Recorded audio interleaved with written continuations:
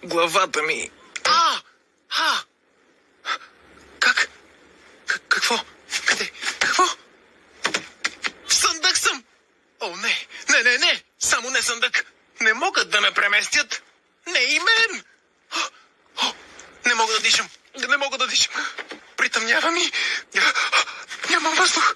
Нямам! Стените ме притискат! Толкова съм!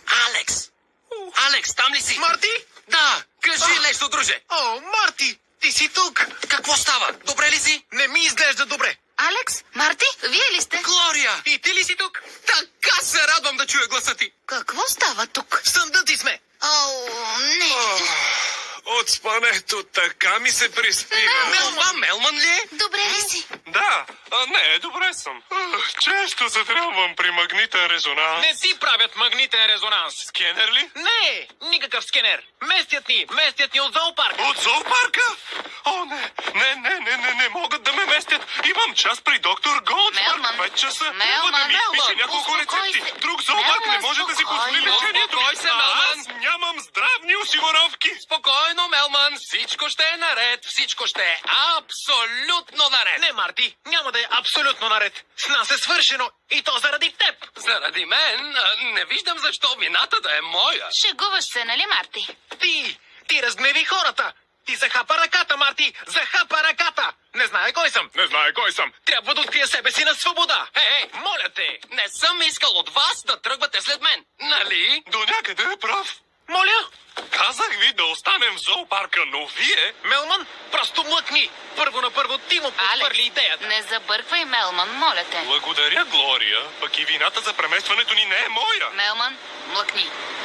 На някой да му се повдига. На мен ми се повдига. Мелман, на теб винаги ти се повдига. Пратка до Кения, резерват за диви животни, Африка.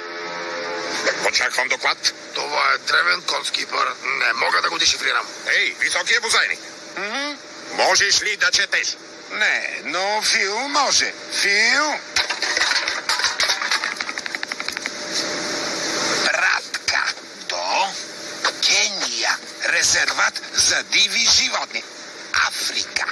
Африка? Тази няма да я бъде. Рико!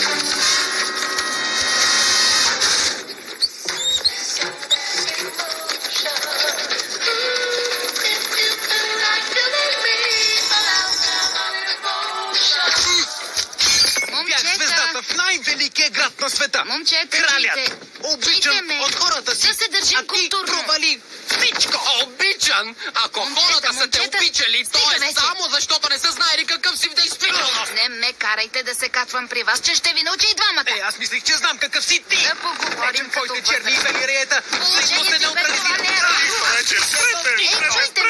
Изобщо не се помагате така. Статус? Не е добър, скипър. Не зная кода. Не искам извинения, а резултати. Навигатор. Добре, нека помисля. Накарай го да млъкне. Промените приятели. Успях! Хайде да обърнем тази тенекия.